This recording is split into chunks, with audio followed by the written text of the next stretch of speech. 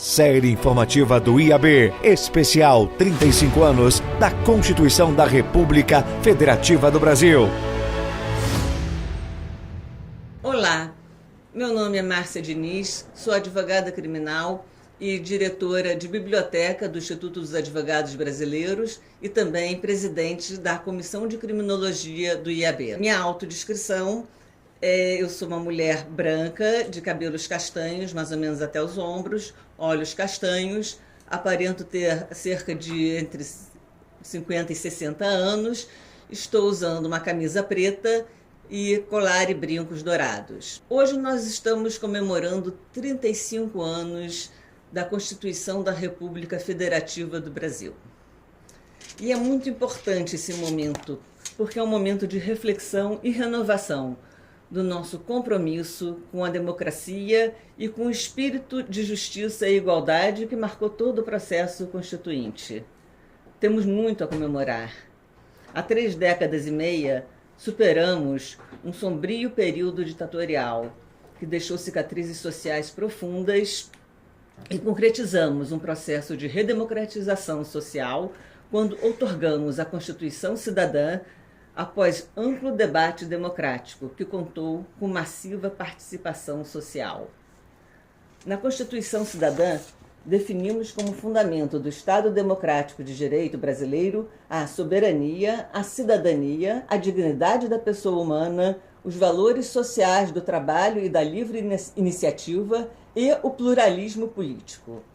Estabelecemos como cláusulas pétreas os direitos e as garantias fundamentais, bem como delineamos os direitos sociais a serem assegurados para que pudéssemos reconstruir uma nação. Temos uma Constituição extremamente minuciosa em sua preocupação com a igualdade e com a defesa das liberdades da população e das condições básicas para o desenvolvimento.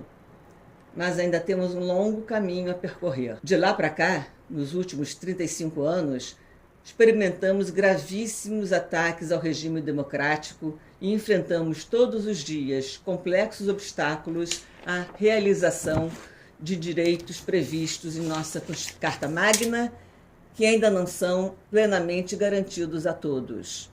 Por isso, nessa data comemorativa, convido a todos e a todas a refletir sobre o nosso papel na materialização dos ditames da Constituição brasileira, por meio de atuação no sistema de justiça, em especial no sistema da justiça criminal, porque são incontáveis as violações a direitos fundamentais que se observam cotidianamente em todo o território brasileiro. A mazela do hiperencarceramento, por exemplo, se agrava cada vez mais. No início dos anos 90, existiam cerca de 90 mil presos, ao passo que hoje existem mais de 800 mil. O Brasil ocupa o 3º lugar no ranking mundial de países com mais pessoas encarceradas, perdendo apenas para a China e Estados Unidos. O sistema penitenciário brasileiro se encontra superlotado.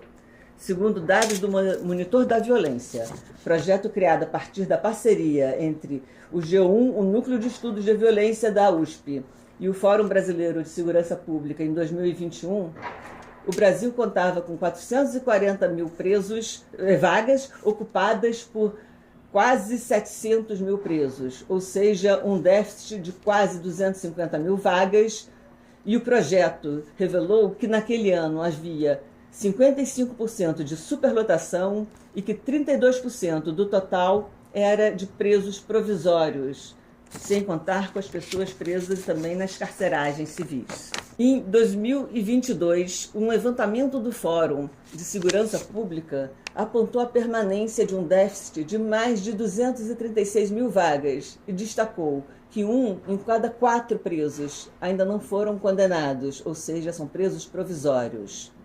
O estado de coisas inconstitucional do nosso sistema prisional foi reconhecido pelo Supremo Tribunal Federal, que em 2015 constatou no bojo da DPF 347 que a superlotação é generalizada, a tortura é frequente, as condições são insalubres, não há acesso à água ou à alimentação adequada, não há cuidados de saúde, oferta educacional ou laboral tampouco assistência jurídica. O termo estado de coisas inconstitucional, ele foi cunhado pela Corte Constitucional Colombiana em 1997, a partir da verificação de violações graves, como a que temos aqui, contínuas e sistemáticas dos direitos fundamentais.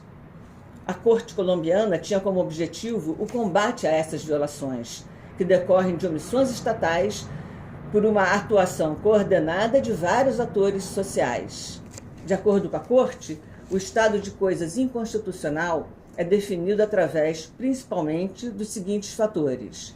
Primeiro, a vulneração massiva e generalizada de vários direitos fundamentais que afetam um número significativo de pessoas. Segundo, a prolongada omissão das autoridades no cumprimento de suas obrigações para garantir esses direitos. Terceiro lugar, a não adoção de medidas legislativas, administrativas e orçamentárias necessárias para evitar a vulneração de direitos. Quarto, a existência de um problema social, cuja solução demanda a intervenção de várias entidades e requer a adoção de um conjunto complexo e coordenado de ações, bem como compromete significativamente recursos orçamentários. Por fim, em quinto lugar, a possibilidade de se lotar o Poder Judiciário com ações repetitivas acerca das mesmas violações de direitos. Ou seja, o estado de coisas inconstitucional das prisões brasileiras se confirma perante a omissão de um conjunto de órgãos estatais no que diz respeito à proteção de direitos fundamentais, deixando de adotar medidas orçamentárias, legislativas e administrativas, configurando uma falha estrutural de diversos órgãos e respectivas políticas públicas, o que foi verificado na ADPF citada. A situação é tão grave que o Brasil foi alvo de medidas provisionais na Corte Interamericana de Direitos Humanos, devido a graves violações de direitos humanos ocorridas em diversos estabelecimentos prisionais e de internação de menores também. Foram várias intervenções, grande parte com reiterações de recomendações que o Estado brasileiro se recusava a cumprir, como que insistindo na inconstitucionalidade das prisões, vistas como locais de fazer sofrer aqueles que não são percebidos como sujeitos de direitos. O caso do Urso Branco, por exemplo, referente à casa de detenção José Mário Alves, em Porto Velho, Rondônia, sozinho envolveu 10 medidas provisionais proferidas pela Corte Interamericana entre os anos de 2002 e 2011. Outro caso que chama atenção é o do Complexo Penitenciário de Araraquara, no estado de São Paulo.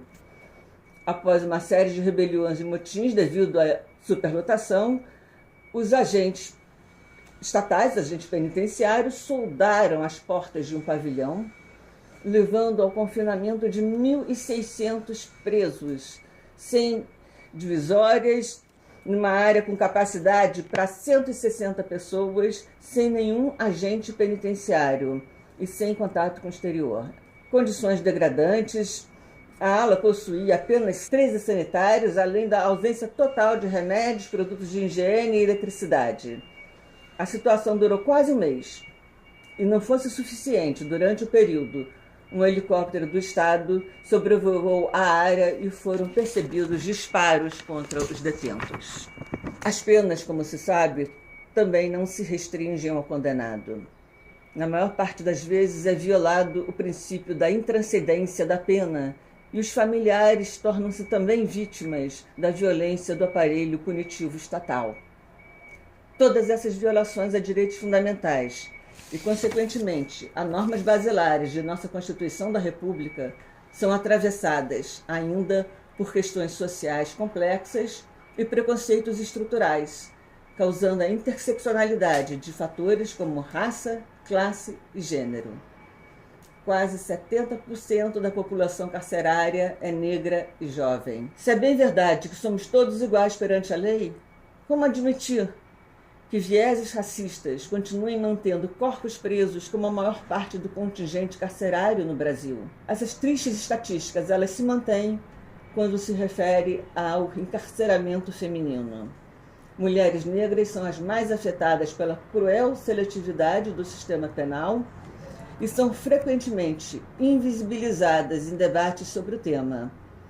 No ano passado, ultrapassamos a Rússia e passamos a figurar no 3º lugar, também no ranking mundial de mulheres encarceradas. É nosso dever, enquanto advogados e indispensáveis à administração da justiça, como preconiza o artigo 133 da Constituição da República, trabalhar pela consumação das garantias individuais, diariamente. Façamos com que as previsões constitucionais deixem de ser abstrações, para se tornar cada vez mais diretrizes concretamente aplicadas, que moldem as políticas públicas e a atuação institucional para formar a nação planejada há 35 anos na Constituinte Cidadã. Façamos com que as previsões constitucionais deixem de ser abstrações para se tornarem cada vez mais diretrizes concretamente aplicadas, que moldem as políticas públicas e a atuação institucional para formar a nação brasileira há 35 anos, preconizada pela Constituição Cidadã. IAB Nacional, 180 anos, na vanguarda do direito desde 1843. Associe-se.